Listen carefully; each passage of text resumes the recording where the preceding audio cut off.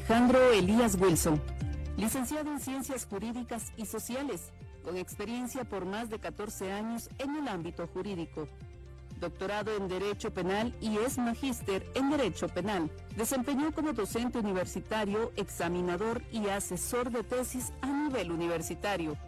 Certificado como docente en la Escuela de Estudios Judiciales del Organismo Judicial y la Unidad de Capacitación del Ministerio Público por más de 5 años. 20 diplomas por participación como conferencista y docente en eventos académicos en materia penal y ciencias afines. 15 reconocimientos y distinciones que acreditan sus logros y condecoraciones en el ámbito académico y social. Ha desempeñado cargos profesionales en el organismo judicial, Ministerio Público y una organización no gubernamental. Henry Alejandro Elías Wilson. Es un gusto estar con ustedes a través de esta transmisión. Como saben, estamos en la última etapa para la designación de la persona que ocupará el cargo de fiscal y jefe del Ministerio Público para el periodo 2022-2026. Tal y como lo anuncié la semana pasada, hoy en la mañana conversaré con los 6 candidatos que me remitió la Comisión de Postulación. Si bien la Constitución Política de la República no establece un mecanismo para esta fase del proceso, decidí hacerlo así de la manera más transparente posible, es decir, en entrevistas públicas y en vivo. Las charlas serán en el mismo orden que la semana pasada y por eso les doy la bienvenida y les agradezco, pero especialmente al licenciado Henry Elías Wilson por acompañarnos, con quien conversaré sobre algunas ideas y planes que me planteó en la primera entrevista. Bienvenido, licenciado. Gracias, señor presidente. A raíz de la plática que tuvimos la semana pasada, decidimos tener una segunda entrevista en donde pudieran ustedes ampliar un poco algunas de las ideas que planteó la semana pasada, de manera que la gente pueda saber qué es lo que ustedes proponen para de ser designados al cargo de jefe del Ministerio Público. Así que muy buenos días y bienvenido. Gracias, igualmente. En la semana pasada usted me habló sobre una propuesta de estudio de la Escuela de Estudios Fiscales que va orientada a fortalecer las capacidades de la UNICAP, o espera usted crear una nueva unidad que fortalezca el talento humano de la institución. La idea es que esta Escuela de Estudios Fiscales trabaje coordinado con la UNICAP, o sea que sea una unidad dentro de la UNICAP, esto para que se tenga una currícula adecuada, que sea llevada por la unidad de capacitación y que la escuela, pues en coordinación, cree esta currícula que estará dividida en 2 bimestres. Los bimestres tendrán sus cursos adecuados, ya los cursos estarán orientados al trabajo que propiamente va a ir a realizar el fiscal. Posteriormente a esto, la persona que logre pasar los cursos se va a someter a un examen, como se hace actualmente. Yo propongo que sea un punteo mínimo de 70 puntos el que tenga que poder pasar a esta persona para poder ingresar digamos, al espacio para donde ya puedan ser las personas elegibles dentro de recursos humanos del Ministerio Público. Okay. Usted propuso 2 meses de capacitación al personal del fiscal. ¿Sería paralelamente al desempeño de sus funciones o espera que esos 2 meses en los que el personal sea retirado de sus funciones para dicha capacitación? Estamos hablando del caso de la gente que ya está ahí. Ok, sí, lo voy a aclarar. La Escuela de Estudios para Fiscales es para gente de nuevo ingreso. Es para la formación académica adecuada de la gente de nuevo ingreso. Para la gente que ya está dentro del Ministerio Público, yo en mi plan de trabajo propuse una serie de cursos importantes que los fiscales deben de estar recibiendo para ir fortaleciendo ya los conocimientos que tienen, pero también irse actualizando en temas importantes del proceso penal. Usted sabe, el proceso penal es evolutivo, evoluciona, entonces los fiscales tienen que ir a la vanguardia de estas evoluciones en el derecho que se dan. Ok, gracias. ¿Tiene un tiempo estimado que se tardará en capacitar al personal de las 340 agencias fiscales de la institución? Es decir, de nuevo, los que ya están en la institución. Sí, yo considero que en un año ya se tiene previsto un 80% de la capacitación de las personas que ya están en el Ministerio Público, puesto que ya son cursos que van dirigidos únicamente al quehacer que ellos realizan, con especialización en las fiscalías que tienen delitos, que investigan delitos particulares o muy especiales. Entonces, a esos fiscales sí se les va a dar un curso directamente para el desenvolvimiento de sus fiscalías especiales. Usted habló sobre la realización de una prueba diagnóstica en la institución. ¿En cuánto tiempo esperaría tenerla y actualizarla el Ministerio Público? Y si cambiaría su plan de trabajo dependiendo del resultado de este diagnóstico que usted propone. Gracias, señor presidente. Vea, considero yo que hay que hacer una evaluación de cómo están las fiscalías a nivel nacional, porque tengo conocimiento pues que ya hay una cobertura a nivel nacional del 100% de fiscalías. Lo que yo propongo es que a través de esta evaluación se arroje un diagnóstico más o menos en unos 8 meses de cuál es el estado actual de las fiscalías. Esto para determinar cómo están en relación a insumos. Por ejemplo, pues he oído algunos comentarios que hay fiscalías que no tienen los insumos y el equipo requerido, como papel, computadoras, impresoras, vehículos, gasolina.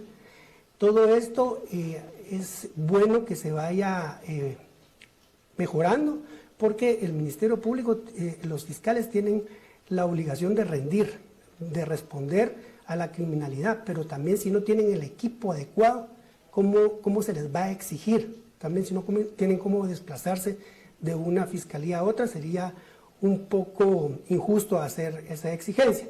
Sin embargo, considero yo que esto podría en algún momento cambiar el plan estratégico, porque el plan de trabajo estratégico que yo propongo pues no está escrito en piedra, puede variar según las necesidades que así se detecten dentro de la institución.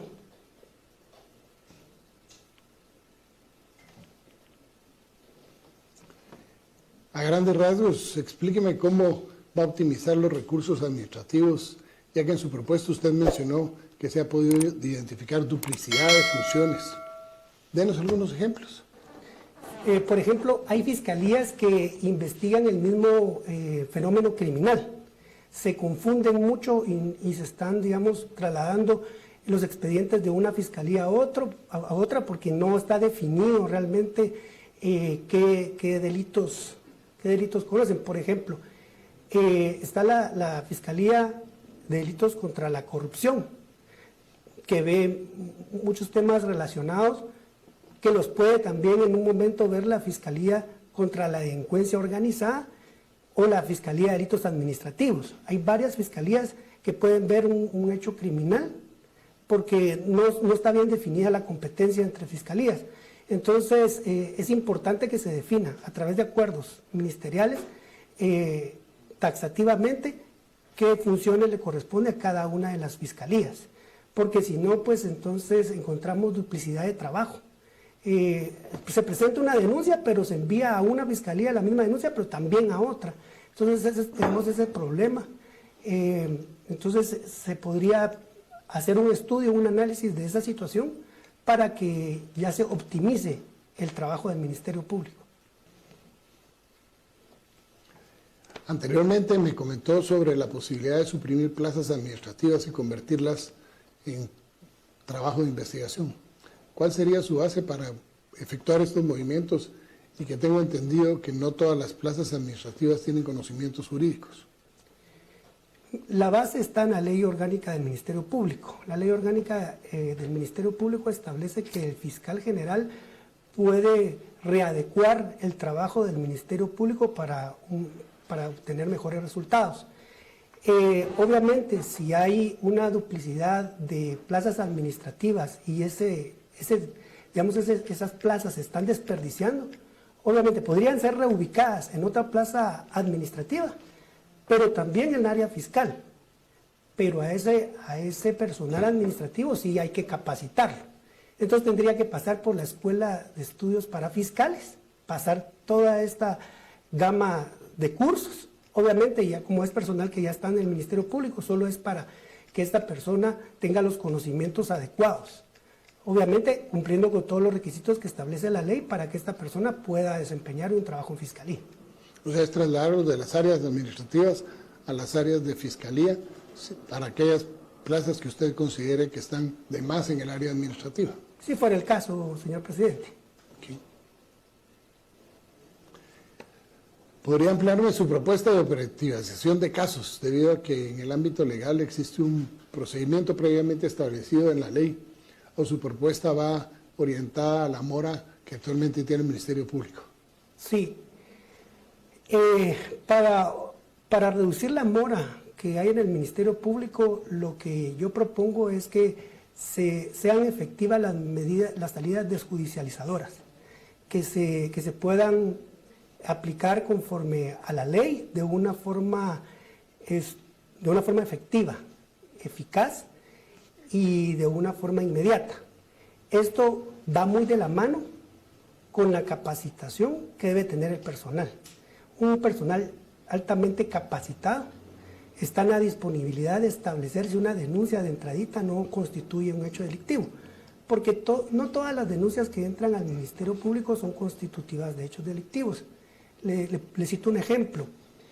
En las fiscalías que yo estuve, recibíamos denuncias de gente que pues, decía que el perro del vecino se le pasaba a su casa o que la vecina le estaba haciendo brujería. Claro, el Ministerio Público tiene que recibir estas denuncias porque no puede rechazarlas de entrada, les tiene que dar trámite. Pero si no es constitutivo de delito, existe una salida procesal que es la desestimación. Entonces la desestimación tiene dos presupuestos importantes: que el hecho no sea constitutivo de delito, que no se pueda proceder en caso que haya una cuestión prejudicial. Entonces, cuando el hecho no es constitutivo de delito, el fiscal debe dar una salida inmediata a esta denuncia y no estarla, digamos, de una forma coloquial chineando ahí en su escritorio, porque lo que pasa es que lo que hace esa denuncia solo es engrosar más la estadística que está en el Ministerio Público. Entonces, la desestimación, si se aplica correctamente con los parámetros que la ley establece, esto generaría ya una depuración de los casos que entran al Ministerio Público, de estas denuncias que entran que no tienen ningún sustento fáctico ni jurídico. Y ahí me surge a mí una pregunta, porque existe, para poder reducir esa mora fiscal, existe lo que se llama la unidad liquidadora. ¿Una sustituye a la otra? ¿O cómo funcionaría la unidad liquidadora en este campo de la desestimación o de la prejudicialización de los casos? Sí, yo considero que dentro de lo que ya está, dentro de las cosas que ya se han ido avanzando, si lo que está bueno no hay que cambiarlo. Lo que hay que es optimizarlo o mejorarlo. Yo creo que dentro de estas mismas unidades se puede llevar a cabo estas medidas desjudicializadoras. También están los procedimientos para delitos menos graves, señor presidente, que también sería bueno reactivar esos procedimientos que son para delitos que no pasan de 5 años. Eso es bien importante porque en una mañana se resuelve un caso sencillo, se dicta incluso hasta sentencia. Entonces sería bueno también capacitar al personal en esta clase de herramientas que ya están contenidas en el Código Procesal Penal. ¿En cuánto tiempo buscaría incrementar el personal del Ministerio Público? Y si tiene identificadas usted las agencias fiscales que presentan falencias por falta de personal y para asignárselas, ¿cuáles cree usted que son las que más personal requieren? Las fiscalías que más personal requieren, pienso yo que siempre la demanda es la Fiscalía de Delitos contra la Vida, la Fiscalía de la Mujer, que tienen un incremento muy grande de denuncias presentadas. Entonces a esas fiscalías era donde, pues propongo yo que sea donde se enfoque más personal. Sin embargo, también he notado que hay fiscalías que, no obstante, están dotadas de personal, han sido un poco inoperantes. Y le comento un ejemplo que me he dado cuenta, es la Fiscalía de Asuntos Internos.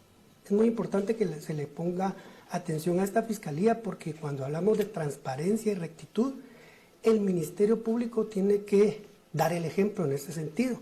Entonces considero yo que esta fiscalía es la que debe estar bien capacitada para investigar delitos, porque sí he visto un poco de inoperancia en esta fiscalía. Entonces habría que determinar si hay necesidad de evaluar al personal, si hay necesidad de trasladarlo y cambiar el personal de esa fiscalía. Esa es una de las que yo he visto, pero probablemente ya, si se me da la oportunidad, puedo visualizar que otras fiscalías necesitan esta clase de... Solo para que la gente sepa, la Fiscalía de Asuntos Internos es la que investiga la actuación o las denuncias en contra de personal del Ministerio Público, ¿es correcto? Así es, así es. Por eso le indicaba al señor presidente que esta es la que debe dar el ejemplo, porque estamos hablando que el Ministerio Público es el que ejerce la persecución penal y vela por el estricto cumplimiento de las leyes del país, y no puede ser posible que el Ministerio Público no se depure de adentro hacia afuera. Entonces es necesario que se dé la viabilidad en esta fiscalía. En cuanto al derecho de los sindicados, se recuerda que hablamos sobre lo mismo. Claro. La misma Constitución Política establece en el artículo 12 que la defensa de la persona y sus derechos son inviolables. Nadie puede ser condenado o privado de sus derechos sin haber sido citado, oído y vencido en un juicio. Este tiene que ser un proceso ante el juez legal, competente y preestablecido. Ninguna persona puede ser juzgada por tribunales especiales o secretos, ni por procedimientos que no estén preestablecidos legalmente. ¿A qué se refiere usted cuando dice, con esta propuesta, cuando nos indicó su respuesta con esto la vez pasada? ¿Nos podría ampliar un poco la respuesta que nos dio la vez pasada con respecto a los derechos de la víctima y del victimario dentro del debido proceso? Ok. Mire, es importante porque la víctima es la parte medular del quehacer del Ministerio Público. Hacia la víctima se debe el actuar del Ministerio Público. Tiene que ser un Ministerio Público que esté enfocado a los derechos de la víctima y que la víctima sienta que realmente el Ministerio Público lo representa en la comisión de un hecho delictivo. Entonces yo le indicaba a usted que hay que dignificar a la víctima que se anima a ir a presentar la denuncia ante el Ministerio Público. Esa víctima se debe de crear alguna serie de protocolos para que la víctima se sienta segura al momento de presentarse al Ministerio Público.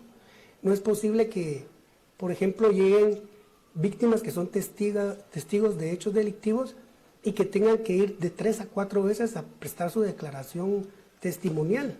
No solo fueron objeto de un delito. Revictimización. Y entonces estamos hablando de la revictimización secundaria. Entonces ese es el problema. Y sobre todo en aquellos delitos donde, digamos, la tutela judicial es de carácter personalísimo, como son las violaciones. Ahí hay una revictimización si se le estaba de pedir a la víctima que llegue a prestar su declaración. Entonces, los fiscales tienen que estar sumamente preparados para tomar este tipo de declaraciones para que en una sola sesión puedan obtener toda la información que requieren y no estarle diciendo a la víctima que llegue a cada rato. O cuando se hacen los anticipos de prueba en cámara GESEL, también es importante que también haya una buena preparación por parte de los fiscales y que hagan las preguntas correspondientes y que sean congruentes con el hecho también. ¿Qué opina usted de la prisión preventiva?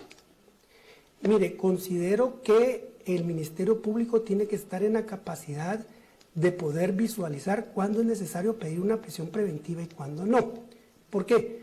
Hay dos presupuestos para que, digamos, se pueda otorgar una medida sustitutiva. Si no hay peligro de fuga, ni hay peligro de obstaculización a la averiguación de la verdad. Porque Sí. ha habido un abuso sobre la prisión preventiva. Hay gente que pasa más tiempo del que en cárcel por el delito que fue, por el delito que supuestamente cometió, y cuando llega le dicen, mire, sí, discúlpeme, no era usted, pero ya pasó 5 años, 7 años, 8 años en la cárcel. Sí, hacia eso iba, señor presidente. El problema es que el Ministerio Público tiene que tener la capacidad, en base al principio de objetividad, y decir, bueno, si no hay peligro de fuga, ni peligro de obstaculización a la averiguación de la verdad, y el delito no prohíbe la medida sustitutiva, ¿por qué la necesidad de tener a la persona presa? Cuando sabemos que no solo hay mora fiscal, sino hay mora judicial. Y los casos se resuelven en 5 o 6 años, pero en todo este tiempo la persona ha estado detenida. Después, cuando la persona resulta que es inocente, ¿quién le devuelve a esa persona todo el tiempo que estuvo presa? Porque eso conlleva un montón de situaciones. La persona perdió su trabajo, perdió la familia, es importante, y sobre todo la persona también, después de que se le dicta una sentencia absolutoria, se dicta la sentencia absolutoria, pero no se hace la misma cobertura mediática que se le dio cuando se le imputó un hecho, sin tener mucha prueba. Pero cuando se le dicta la sentencia absolutoria, yo veo que son extractos los que sacan en los medios de comunicación donde dice la persona fue absuelta. Pero esa persona, su dignidad, su decoro y su honorabilidad se le hicieron pedazos. Por eso yo hablaba de que no se puede estar mediatizando la justicia a través de estar haciendo conferencias de prensa. Eso va en detrimento de lo que es el propósito principal de la persecución penal. No podemos convertir a la opinión pública en jueces. Tenemos que estar conscientes que el principio de inocencia se destruye en los juzgados, no ante la opinión pública, señor presidente. Pero según tengo entendido ahora, la prisión provisional no está en ley. Sí, lo que pasa es que esa es una figura que se creó, pero que no está en ley. La prisión preventiva sí, es que mire, la prisión preventiva es una cosa. Exacto. Pero la prisión provisional, como tal, no está descrita en la ley. No. Yo vi esa situación y yo decía, pero ¿por qué se está dando esa situación? Muchos justificaron que se llevaban casos muy grandes donde había una cantidad de sindicados y que por lo mismo, ¿verdad? Por no dejarlos ir a su casa y después citarlos nuevamente, mandarlos con custodia a su casa, dictaban esta prisión provisional, que no existe en ley, pero entiendo yo... Pero el Ministerio Público la pide. La pide, sí, la pide. Eso es ilegal, totalmente es ilegal. O el juez la da de mutuo propio. Se dan ambas situaciones, señor presidente, pero esto no es legal, porque esa figura no está descrita en el Código Procesal Penal. Lo que pasa es que se recuerda que le hablaba del derecho penal del enemigo. Entonces, yo considero que ahí es donde se dio el derecho penal del enemigo, porque ya solo porque los medios así dictaminaban que ya la persona era culpable porque la gente lo decía, entonces ya había una condena social. Y el problema es que la persona ya iba condenada socialmente. Y entonces, ni modo, el juez venía y solo dictaba prisión provisional. Pero esa prisión provisional, incluso la misma prisión provisional, pasaba el límite de la pena que tenía contemplado el delito en muchas veces, en muchos casos. Entonces, son cuestiones que sí ya no se pueden permitir. Yo se lo expresaba en la primera entrevista, son situaciones que ya no se deben de volver a dar en el proceso penal. Los fiscales deben de estar comprometidos con 2 principios pilares, creo que son muy importantes, que es la justicia y la verdad. El fiscal debe estar comprometido en ese sentido y no actuar con sesgos ni una persecución penal selectiva.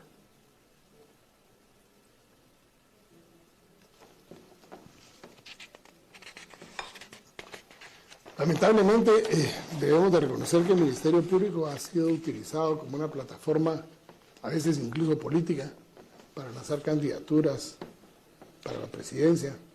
Con la fiscal actual, estos parámetros fueron cambiados.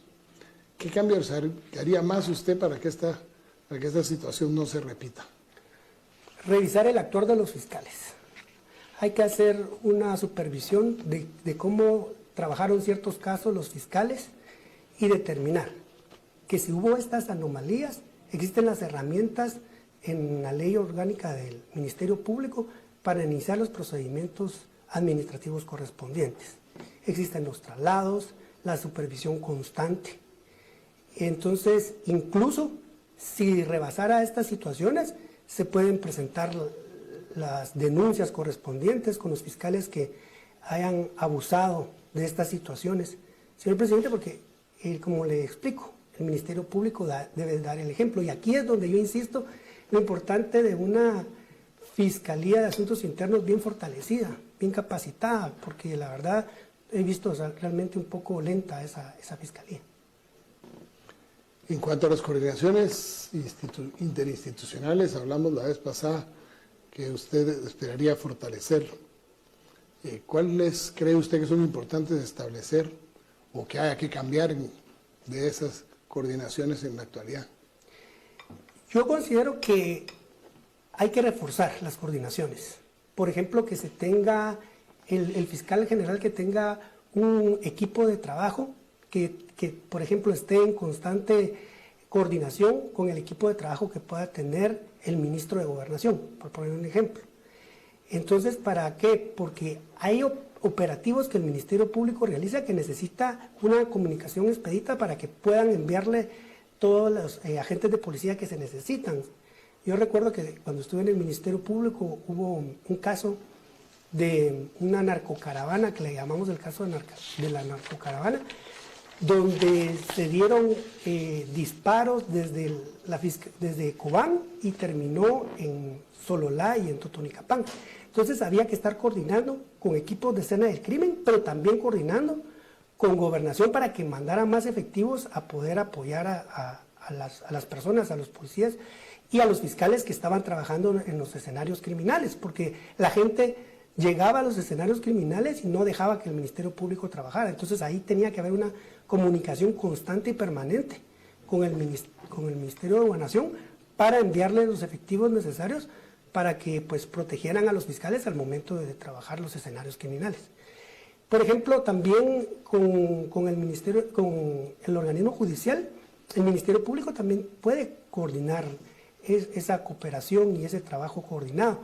Me he dado cuenta que cuando se envía una resolución de parte del organismo judicial, están los notificadores buscando en qué fiscalía tienen que notificar por el tema que le comenté.